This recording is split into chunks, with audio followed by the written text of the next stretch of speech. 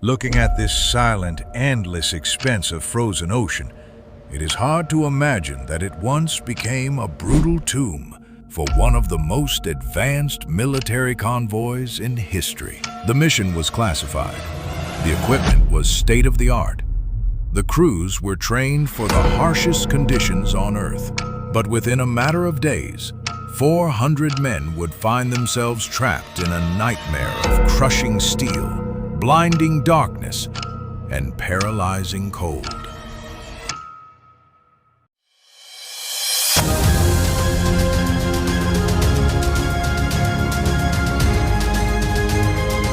This is the Erased Chronicle. Let us begin revealing secrets of history. Welcome back. Today, we open a dark chapter of the Cold War that was hidden from the public for decades.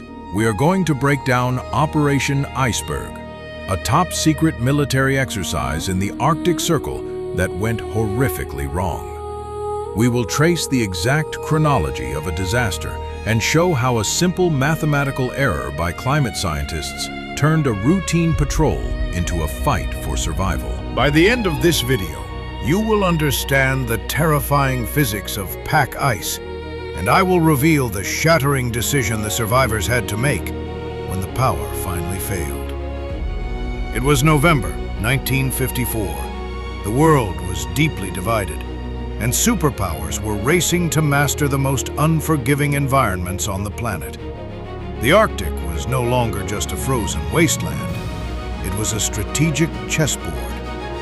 Operation Iceberg was designed to test a fleet's ability to operate in extreme polar conditions without ground support.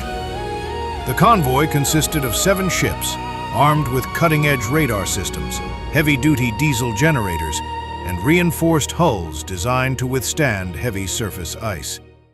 They were led by a massive icebreaker, specifically built to smash through ice up to 6 feet thick. Every precaution had been taken.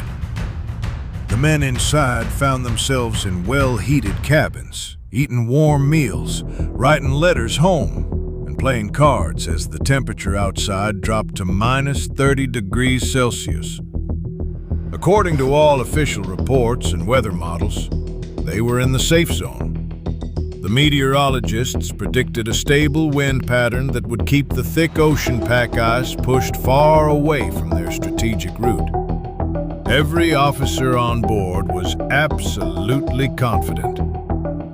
But this is where history takes a terrifying turn. A wind shift in the Arctic does not always make the headlines.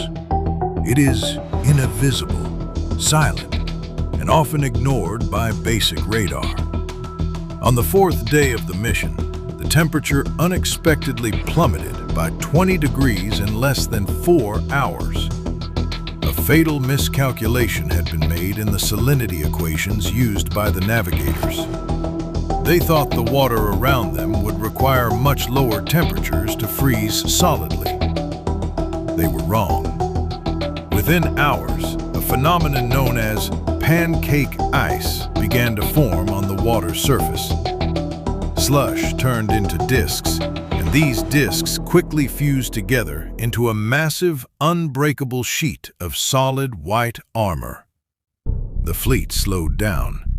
The gigantic blades of the lead icebreaker crunched through the ice, but the friction was increasing. Engines were pushed to their absolute maximum capacity. Fuel consumption skyrocketed. And then, the first disaster struck.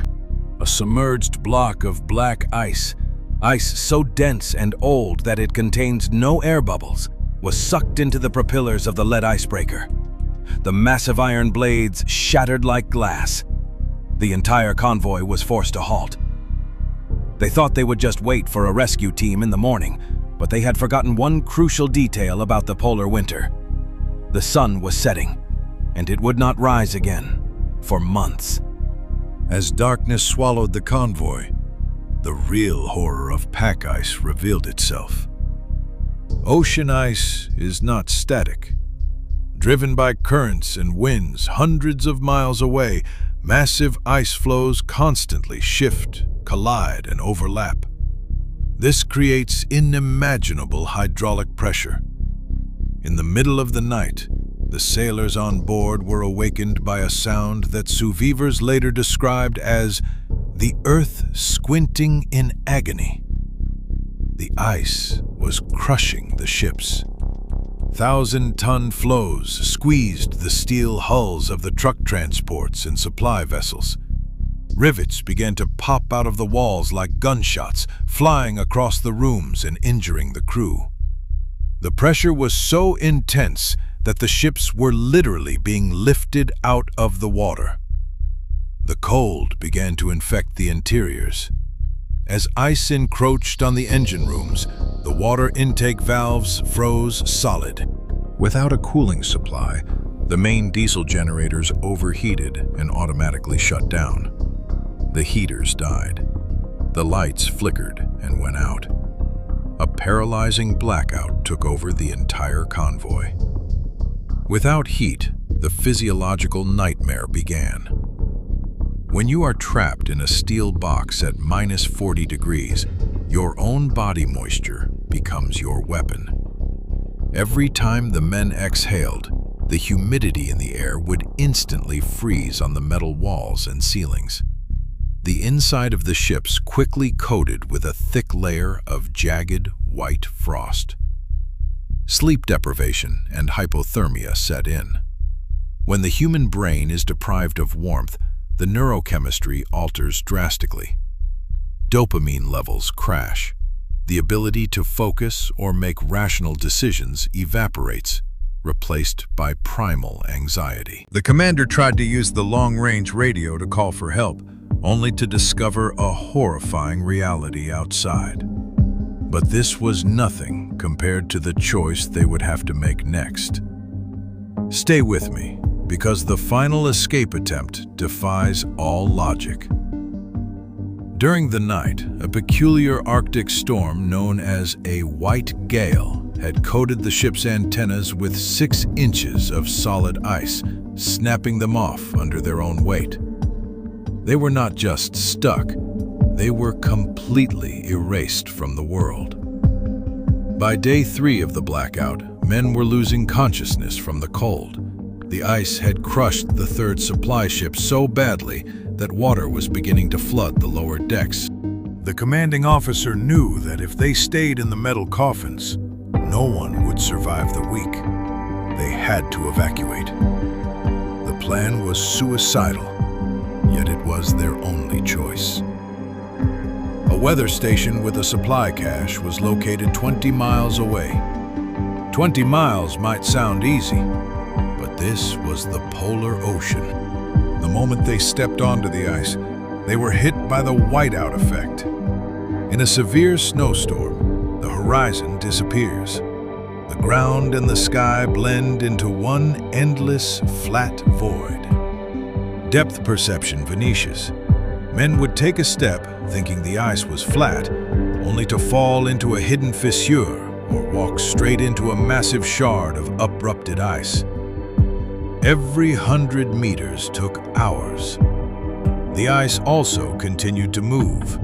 A crust that supported a dozen men could suddenly split open, revealing the lethal, black, freezing water below. Men who fell in were paralyzed in seconds. Their heavy winter gear acted like a lead weight, dragging them down into the abyss before anyone could throw a rope. Of the 400 men who abandoned the convoy facing the crushing elements, less than half made it to the weather station 5 days later. The rest were claimed by the endless white void. When rescue planes finally broke through the weather pattern weeks later, they photographed the abandoned ships. The mighty convoy, a symbol of technological dominance, had been squeezed into twisted scrap metal by the ice. The disaster was quietly classified. The military blamed a navigational error, but the survivors knew the real truth. Nature does not care about armor, radar, or politics.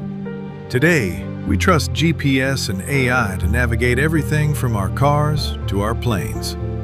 But as Operation Iceberg showed, a simple miscalculation can turn iron armor into a steel grave in seconds. Are we any different today, or are we just waiting for our own shift in the ice? Write your thoughts in the comments. Subscribe if you are not afraid of the truth.